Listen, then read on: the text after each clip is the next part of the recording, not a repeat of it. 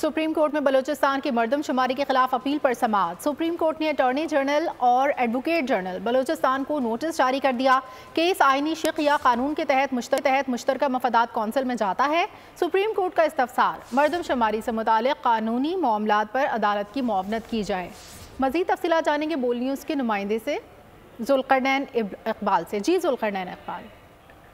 देखिए, हसन मुर्तज़ा हैं जिनकी दरखास्त पर आज अदालत में समाअत हुई। जैसे सजादुल हसन की सरबराही में 3 रुकनी बेंच ने अटॉर्नी जनरल एडवोकेट जनरल जो है बलूचिस्तान है उनको नोटिस तो जारी कर दिया, ताहम अदालत ने दरखास्त के काबिल समाअत होने पर सवालात उठा दिए हैं। और अदालत का ये कहना था कि आर्टिकल 154 के तहत सिर्फ और सिर्फ जो हुकूमत है, सूबाई हो या मरकजी हो, वो चैलेंज कर सकती है मरदमशुमारी के नताइज को।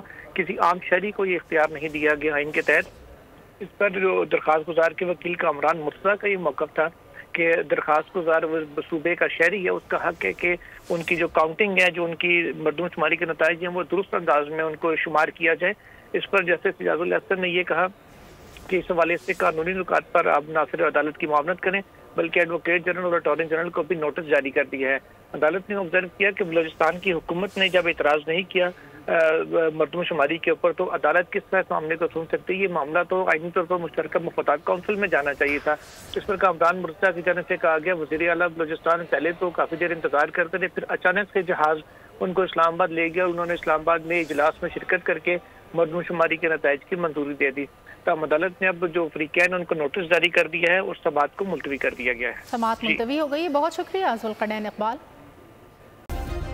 सब्सक्राइब करें और बेल दबाएं ताकि कोई खबर रह न जाए।